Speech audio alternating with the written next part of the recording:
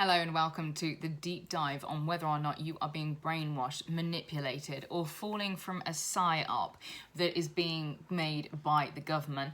My name's Laura Maelstrom. I'm here to help you to completely change your life around using psychology, magic, mindset, and manifesting. And if you're into it, then maybe think about subscribing by clicking that little button down the bottom. It's completely free. And don't forget to click that wiggly bell so that you'll see when I post something new. So let's get into it. What is a psyop?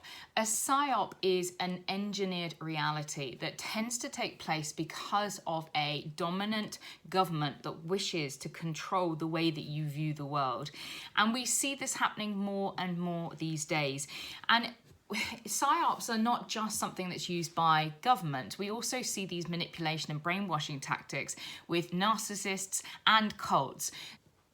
So this video will not only save you from a dictatorial, totalitarianistic government, but also from an abusive partner, spouse, or even from a up-and-coming cult leader that wishes to take over your brain for maleficent pursuits. Can't imagine who that would ever be describing. Now, we're going to use the FATE model today, which is a 4-part plan following the FATE model. And this stands for Focus, Authority, Tribe, and Emotion. And these are the tactics that are commonly employed to ensure that they can brainwash you as quickly as possible. And we're going to be looking at how we can utilize the FATE model to prevent yourself from becoming brainwashed or manipulated by those external sources. So number one, focus. Where is your focus being put? Are you finding that the government or your narcissist or your cult leader is trying to control your focus? Are they saying, look over here, this terrible thing is happening, and let me try and get you involved in it? We'll often see that focus is being directed onto airtime, onto things to be feared. The reason why is that if we can get your attention on something via airtime, via constant news outlets, flashing of this coming up in breaking news on the TV, whatever, okay? However we can gain your attention to it. It might just be, if you were dealing with a narcissistic partner, just a constant mentioning of it. So if we can keep your focus on this thing that elicits fear in you, what we can do is stop you being able to think critically. Because as soon as you are into that reptilian part of your brain, that basal ganglia, then we can ensure that we can control the way that you feel. And so focus is the very first part of that. If I can change what it is that you're looking at, then I can change the way you feel. Okay, so first part, focus. The second part of this is authority. Is there somebody that is supposed to be a trusted person coming out to consistently talk to you about something? And if so, is this new? And I'd like to kind of harken back a little bit to 2019, 2020, when we had some authorities coming forward to talk to us about things that they weren't actually authorities in. Let's liken this to a billionaire tycoon that suddenly seemingly became an expert on virology, even though he is a computer engineer. Absolutely no background in virology. However, this was somebody that was being pushed on TV as an authority. Why? Why are we listening to people who are not authorities on what it is that they're speaking about? It's an important question. And often this is because they're pushing forward an agenda and a trusted authority is being pushed forward. Look at this person. Aren't they wonderful? We've trusted them previously. Let's push them forward to talk about this thing that actually they don't know anything about, and hope that you, as the individual, will not spot the sleight of hand. Number 3 of this FATE model is tribe. Now, tribalism is something that is so heavily utilized to brainwash and push human beings into a camp of this or that to ensure that you're easily manipulated. And this is the use of polarization. It is also the use of your own ego, your own identity, and your own humanity against you. And if you'd like to learn a little bit more about this, I've created something that was in my book, The Gatekeeper of Your Mind. And I talk about this in my video about how the Matrix uses your own humanity and human traits against you to trap you. And you can have a little look at that video, hopefully by a card up there if I've remembered to put it in. ADHD, baby. Now, the idea of a tribe is this us and them. Now, the word ego is often misused and misunderstood. We have somebody that we can think of as being egoic from an arrogant perspective, that they think a lot of themselves. And that isn't the use of the word ego with a capital E. The use of the word ego with a capital E is actually talking about the idea of oneself as an individual. Ego with a capital E is the identity of you as an individual. And if you can tap into the identity of the individual, what we're able to do is to start utilizing your own brain against you with weaponized cognitive dissonance. And we're going to talk about this at the end of the video, so make sure you stick around because this is one of the most important things that you need to learn. But tribalism often comes in with the idea of ego because we are assigning ourselves, we are attaching ourselves to something tribalistic. We see this a lot in sports in modern days where you could have a best friend that you would meet and love, but if they support a different football team, holy crap, do you not like that person anymore because they are the other? And we see this very commonly within the meaning of the othering, of the us and them thinking, of the utilization of primordial, very anciently written patterns within ourselves from being cavemen to the modern time human being of the need for the tribe. Previously, the need for the tribe would have meant that we would be able to survive. A lone human being on their own out in a great big world couldn't survive without the tribe.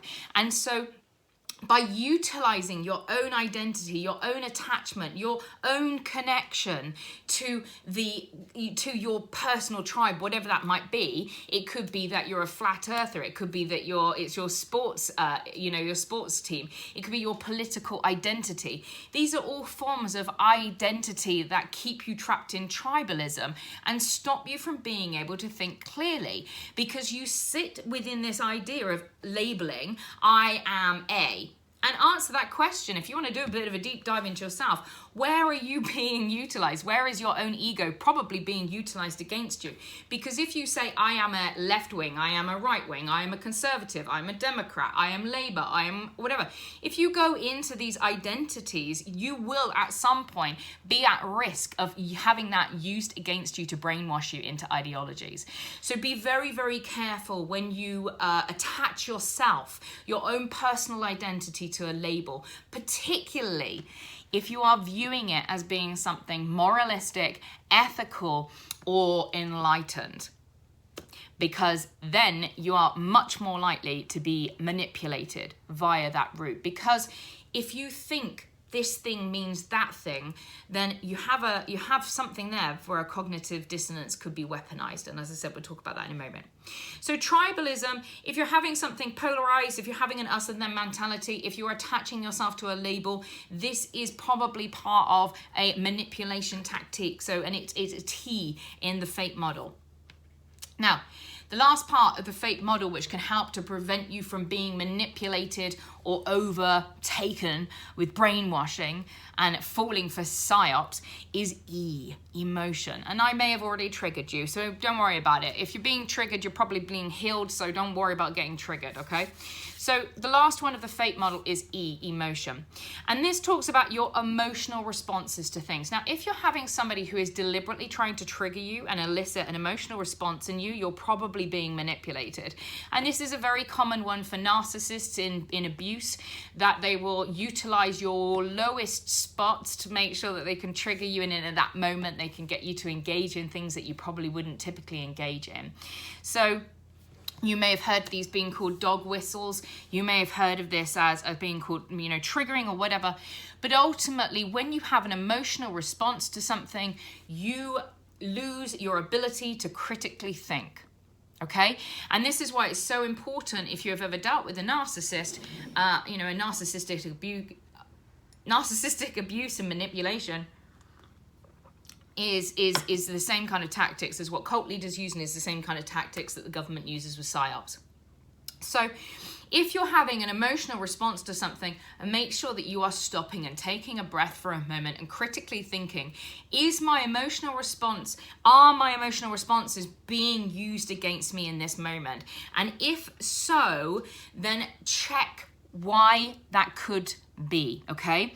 Analyze the evidence. What emotion is being triggered here? And, you know, primarily when we're dealing with psyops or manipulation or brainwashing, the things that will be triggered is fear, is a survival response, you know, that something terrible is going to happen to your children, to your family if you don't partake, that there is a fear response. It will be consistently about fear, anger, or survivorship, because once you get into that part of your brain, you actually lose the ability to critical think, you go back into the reptilian brain, and you actually lose IQ points, guys.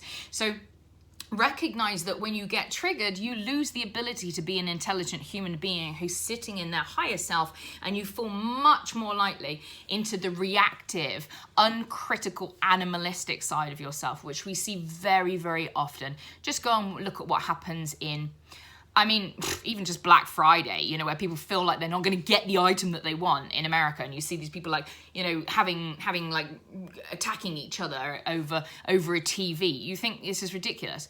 These are people that have been brainwashed into thinking that there's scarcity. And so they're going after things that and doing things that typically they wouldn't do.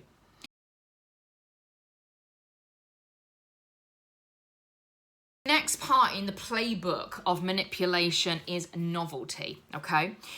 Is this a novel experience? What we tend to do if we're trying to manipulate somebody is that we have unexpected events popping up, and recognize that in most of these situations, it is a sleight of hand, and they're using the idea of the unexpected, of novelty, to manipulate you. Are there things happening presently that are coincidental? Is there a crisis happening at the same time as a massive story coming out?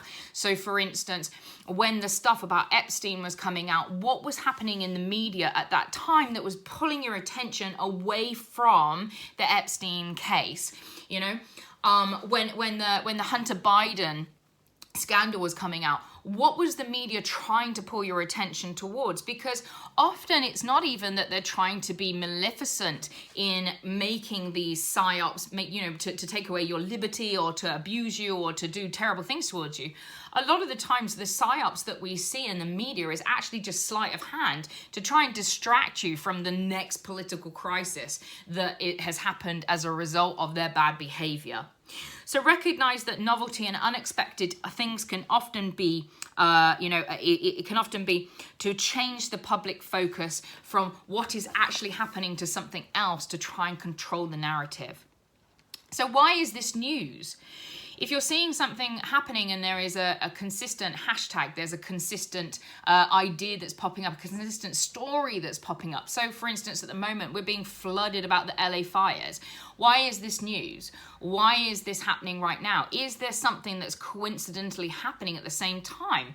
You know, is this being pushed at the forefront to maybe distract from other forms of censorship, such as, you know, the TikTok ban that's happening this week? Who knows? I'm just speaking out loud, and you can, and having conjecture, you can make of it what you will. So there is often no coincidences. There is often a deliberate timing to publicly shift your focus, and I like to call this the sleight of hand. Now, within psyops, you want to check to see whether there are multiple, what is the rhetoric? And if you find that there are multiple sources that are constantly all talking about the same thing, you may find that they are seeking to create an echo chamber of information for you. Now, an echo chamber is where you're inside a chamber where everybody is shouting the same thing, and so there is no opposing argument. It's important to look at opposing ideologies so that you can have a critical understanding of what is happening. If we, typical scientific process is that you try to disprove your hypothesis. You try to disprove the thing that you think because of cognitive bias. That means that if I think something, I'm much more likely to find and cherry pick information to prove myself right because of what the subconscious and the ego wishes to do. So typical scientific process would be to try to disprove your hypothesis. So if I think that the sky is blue, I try to disprove to myself how that idea might be incorrect, rather than trying to prove to myself that the sky is blue, because that's so much easier for me to do. So if we're seeing in media or in cults that there is a consistent rhetoric that is being pushed, we need to question why that is happening. What is the agenda behind the rhetoric? And something that's really important to look at with these kind of things is also following the money. Is there a reason why an agenda would be being pushed? And probably a financial reason tends to be the reason. If you look at what happened in 2019 and 2020, we saw an increase of 400% of wealth of certain companies that obviously had a leaning to want to push a rhetoric. And if you go back and look at that period of time, you can really begin to see some of the manipulation tactics that we talk about here. So what is a cognitive dissonance and how can it be weaponized? So an important thing to question is, where am I being pushed to conform? And are you being nudged towards joining a group? Now, this is something that we can see as weaponization of cognitive dissonance, which within a psyop, there will be some form of a moral or ethical stance, or somebody being enlightened that you will be pushed towards. So for instance, only stupid people believe in a flat earth ideology. And so we tribalize it, we push towards this identity of being somebody who is a global denier or a flat earther. We've put them into that category of them. And then we would say anybody who's a flat earther is clearly a moron. And so you identify that anybody has that idea is somebody who is unenlightened. We put an ethical or moral stance upon it. And so those people who do not want to align with that are slowly being nudged towards the opposite. So the opposite of somebody who would be a flat earther would be somebody who is a scientific person, science-brained person, somebody that believes in scientific rhetoric without questioning it. And the important point is without questioning anything, you're falling into the same thing as any other religious dogma or any other form of dogma. If you don't have the critical thought space to question what it is that you're going along with, then you are possibly being nudged towards some form of tribalism out of a fear of loss, rejection, or scarcity. And so your own... Good Lord. And so your own humanistic traits are being used against you. So if you're beginning to see, ideas coming across like your children won't have a future, that there is something big and evil and horrific that's going to happen towards you, always follow the money. Where are their sponsorships of these ideas being pushed forward? Is there money that's being pushed into political campaigns by certain places, tech campaigns? Is there greenwashing happening? Is there profiteering happening? If these things are happening, then you may be party to some form of a psyop, where actually what you're being told isn't necessarily truthful. So analyze the context, analyze the content of what you're being told. Remember that manipulative people like to shift the context and normalize behavior. For instance, within the pandemic, people being sacked for not taking a vaccination. That was a massive shift of context. Never up until now have we had that happen. And because they were able to shift the rhetoric that was happening of what was going on, the importance of it, if you don't take this, you're going to be a granny murderer, your children are going to die, all of these kind of ideas. And I'm not, I'm not assigning to them, I'm just saying what was happening at the time. But the manipulation of the rhetoric was able to shift what would be seen as normal. You know, even just the closing down of schools, the closing down of offices, all of these things were not normal at the time, but the shifting of the rhetoric around it, that if we don't do X, Y, Z, everyone's going to die, you know, the context actually allowed us to partake in things that we typically wouldn't have partaken in. And so you can begin to see things like martial law and so forth being accepted much easier because of the way that the rhetoric is being pushed and because of the manipulation of the emotional response that you're having. So you will cry out for these things to happen rather than them actually having to be put upon you.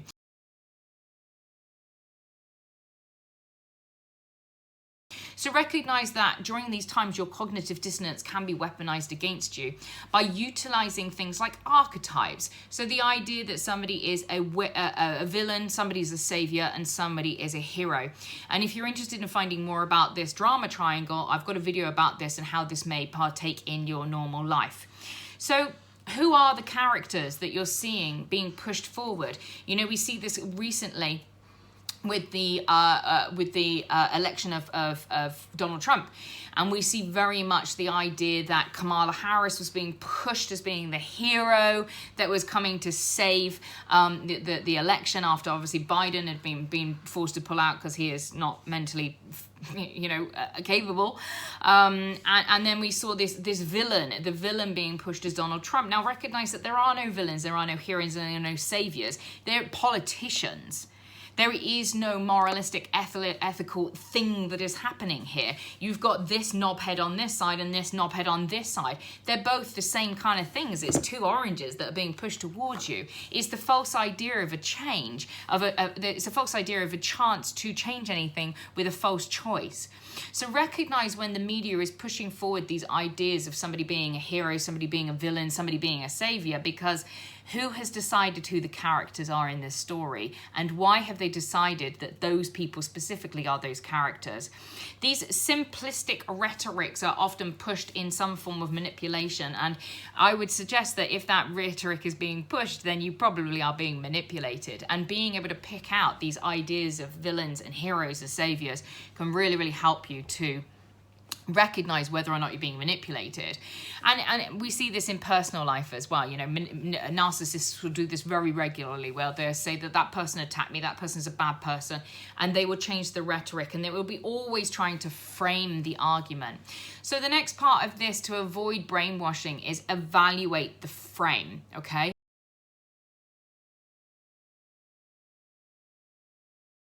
How is the argument being framed? What are you being expected to believe? So expectation, belief, perception, and then, you know, defining, okay? So number one is expectation. What are you being expected to believe? So you're being expected to believe that Donald Trump is an evil person. The assumption is that you will believe that based on the lies and the information that have been put forward. Now, I don't have much opinion on Donald Trump, but this is just an example, okay? So then the perception is that if you're a good person and you're not somebody who is a bad person, like Donald Trump is a bad person, you know, he's a bad person. So unless you're a bad person, okay, here's the perception, unless you're a bad person, you wouldn't vote for him. So you can see that the expectation is you're going to believe this, the perception is that this is your belief, okay, and then the perception is trying to shape the reality into changing the way you view things, and then they'll give you a defining point, okay? So if you vote for Donald Trump, you're a terrible human being, and so you're not going to do that, are you? And then this is where we begin to see the manipulation, where they will put across the truth of what something is, and that you would only be a bad person if you joined in on it. Now, if you are not aware of your cognitive dissonance, then you won't be aware that these things are being manipulated. You're being manipulated based off of your idea of you being a good person, and the idea of the perpetuation of that person being bad or evil or so forth. Now, you can see this with information suppression that we often see in the media. If you're having to suppress one side of the argument for your rhetoric to be truthful, It probably isn't true. We see this with narcissists, with silencing people. Okay, that person's not allowed to speak. That don't. So you see it with abuse cases that the people who are being abused don't talk, but the abusers talk a lot. And this is a very important way of suppressing information so that you will become somebody who it can be easily believed, because if you can only hear one side of the story, that is the one side of the story that you're hearing. We saw this within the pandemic, where any other opposing ideology than the one that was being pushed was being repressed under ideas of conspiracies. So people get called conspiracy theorists. We see things with shadow banning, people having their channels being taken down, and it reframes the motives of people, of the critics. So you may see that person is being pushed out as being, a denier, or that they're disgruntled, or that they have a personal, axe to grind, rather than that they're just trying to share their opposing opinion. So you can start to see that these kind of shifts change rapidly between what is allowed to be said and what is not allowed to be said. And recognize that a lot of psyops are literally just smoke screens to try to stop you from realizing and understanding what is actually happening. Okay, so for instance, was the pandemic about a terrible flu that was going around, or was the pandemic about one of the biggest wealth exchanges from the lower to the upper by completely stealing money from local health boards? Was it about that? Who knows? I don't have the answer to that, but these are two questions that you might want to ask yourself.